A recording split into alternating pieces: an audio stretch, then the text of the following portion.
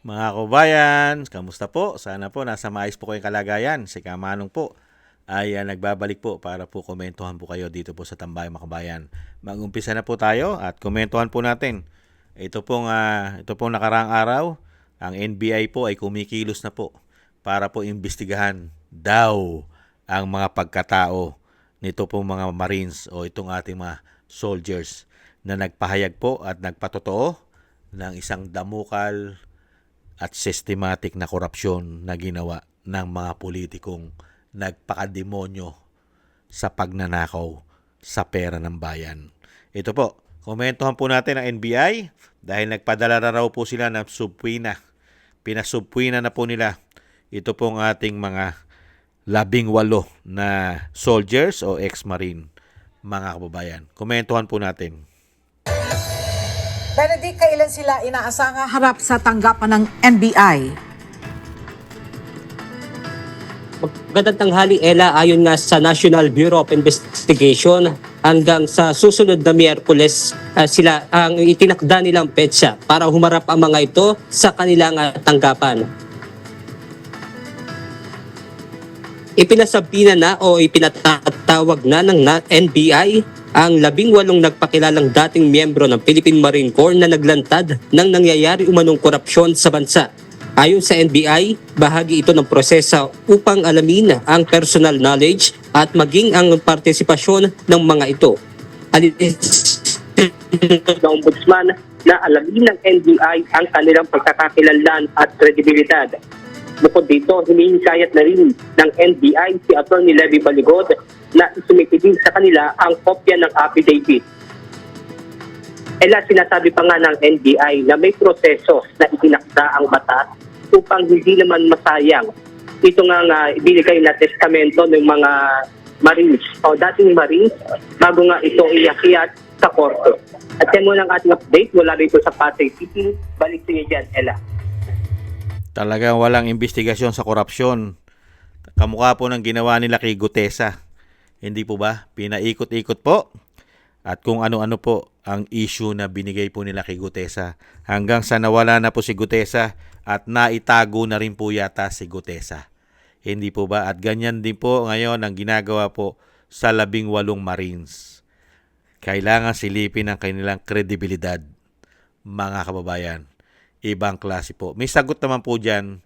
Ito pong si Ronnie Ramos. Sinagot po sila. Ito pong NBI. Sinagot po ni Ronnie Ramos kung ano po ang galawan nito pong NBI, mga kababayan.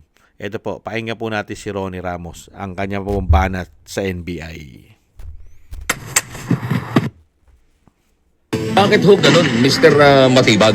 Totoo ba, Sir Melvin, na nagbenta ka na rin ang iyong kaluluwa sa mga demonyo sa gobyerno? Yun ang tanong. Bakit, Eka? Bakit ho sa halip na tumulong tayo sa pag-ukil-kil kung sino yung mga nagnakaw ng pera ng taong bayan, ay bakit ho parang minamasama pa ho natin ang paglabas noong mga Marines na nagsabing sila ay nag-deliver ng pera? So, importante na malaman natin yung personality, pinanggalingan nila para ma-establish natin yung credibility ng testimonyang sinasabi nila. Bakit hindi natin imbestigahan kung totoo o hindi yung kanilang ginagawa o yung kanilang sinasabi? Lahat ho yan pinanumpaan nila, Mr. Matibag. Kasi nakita ko yung video ang sakay, si Ping Lacson at si Tito Soto. Kaya dapat ito, imbestigahan, totoo ba yan? Gusto ko lang humalaman, totoo ba na yung video na sakay ng chopper ni Saldico, sina Lacson at Soto, dala yung mga maleta ng pera? Tinatanong, kasi nakita ko yung video Kaya dapat ito, imbestigahan, totoo ba yan? Itinanggi lang ng mga tao, di ba? Natural itatanggi yan Natural itatanggi yan. Sino ba namang aamin? Di ba? Sa halip na imbestigahan, itong sina Bishop Dila, si Boy Dila, at saka yan sila Adjong, sino pa? May iba pa Kaya, bakit hindi nyo imbestigahan? Totoo ba? Bakit sa halip na yung mga may kaso at nagnakaw na binabanggit ng mga tao ang inyong inimbestigahan, ay bakit itong mga nagtuturo ang mukhang masama pa ang kalalagayan ngayon? Nasaan ba tayo ngayon? Paurong ba? Ganun na ba talaga ang tema at takbo ng ating gobyerno? Kaya yung iba kung minsan nakakapagbitaw ng salitang nakakahiyang maging Pilipino kung minsan. Tama. Totoo po yun. Nakakahiya maging Pilipino pagka ganito po ang lingkod bayan, ang naglilingkod po sa ating bayan, mga kababayan. Katulad po nitong bagong NBI po, director na si Matibag. Ibang klase. Ano po sabi rito? Mga kababayan, ibinenta mo na ang pagkatao mo sa mga magnanakaw. Minamasama, mapambihira. Yung mga naglabas po ng mga korupsyon at patotoo, sila pang minamasama ngayon. At kailangan po ng isang damukal na investigasyon kung ano-ano pa, mga kababayan, bago po umusad ang kanila pong sinasabing mga inexposed na korupsyon. Kaya nga po sinasabi po ni Ronnie Ramos, napanood niya yung video, napakarami sangkot. Nakasakay sa helicopter ni Saldico, nagdi-deliver yata ng pera. Kasama yata yung Blue Ribbon Committee Chairman at yung Senate President. Hindi po ba? Pero ayaw po imbestigahan. Ayaw imbestigahan ng NBI. Ayaw. Kailangan imbestigahan muna ang mga Marines para silipin ang kanilang kredibilidad. Pero yung mga magnanakaw, ayaw silipin ng pagkatao ng mga magnanakaw. Totoo ba na sila ay nadideliveran? Hindi pwede. May proseso. Pero pagdating sa mga Duterte, walang proseso.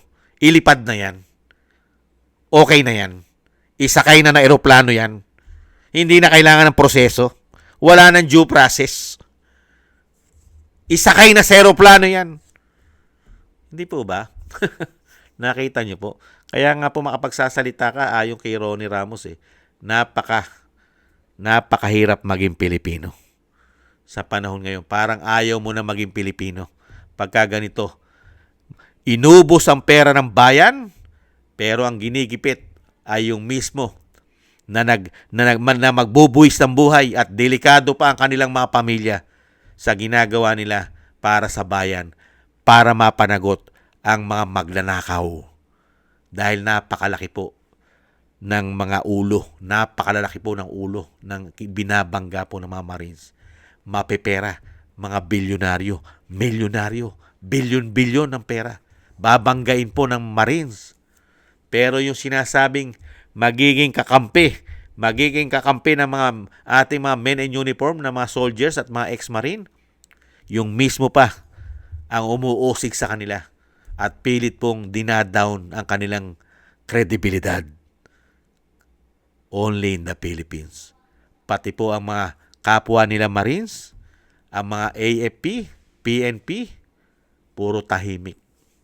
Tahimik dito po sa issue ng Marines.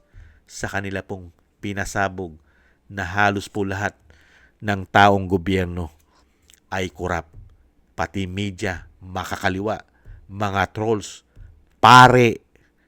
Hindi po ba? Pati mga dating politiko, nakakatanggap. Pati ICC, nakakatanggap. Pero ayaw pa rin nilang paniwalaan ng Marines. Ang 16 o ang 18 soldiers, ayaw pa rin nilang paniwalaan.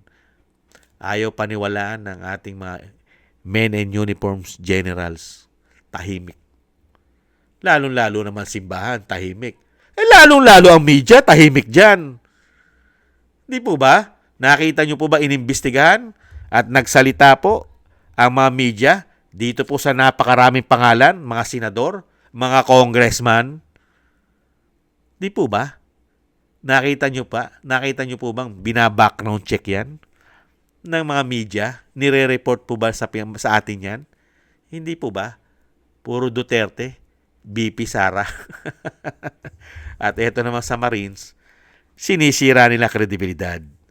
Kamukha ng, ulitin natin kung ano ginawa nilang pattern kay Gutesa. Di ba? Yung kay Gutesa, nanumpa rin po yun eh. Nag-oath pa nga yun. Nag-oath. Saan po nag-oath? Sa Senado. Di ba? Pero, yung dokumento niya sinilip. Doon siya sinira.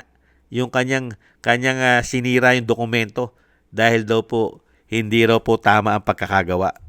Hindi po ba? Dahil hindi raw po pumirma doon. Di ba? Doon sa notaryo. Yung nagnotaryo daw po, hindi raw yun ang totoong pumirma. Kasalanan ba ni Gutesa yon? Kung ang nagtatakpo ng pirma, yung sekretary lang ng abogado. Hindi po ba? Pero doon na po siya siniraan. Siniraan na po pagkatao niya, pati kredibilidad niya. Doon lang po sa notaryo. Hanggang sa nawala na po si Gutesa, hanggang sinabi po, marami nagsasabi, katulad po ni Manong Chabit, na itinago na raw po nila yan. Ngayon, lumabas ang mga Marines. Ganun pa rin po ang ginagawa. Di po ba matibag? The same pattern. Sisiraan ng kredibilidad. Hindi kaya? Kaya nga po walang nakukulong maliban kay Revilla. At dito po sa mga contractors at yung mga maliliit na isda. Puro maliliit na ulo na isda ang nahuhuli. Yung mga engineer dyan sa DPWH. Yung mga contractors at iisang politiko. Isang senador. Mga kababayan, ibang klase. Sa dami ng mga nagnakaw sa pera ng bayan, inubos ang pera ng bayan. Sarswelang-sarswela ang investigasyon. Hindi kaya? Kamusta na po ang investigasyon ng ICI? ICI, kamusta na? Marso na. Marso na. Ombudsman, Marso na. Ombudsman, Marso na. Kamusta na? DOJ, NBI, lalo-lalo po kay Bonget. Kamusta na, Bonget? Na tinatawag na bangag ng kanyang ate.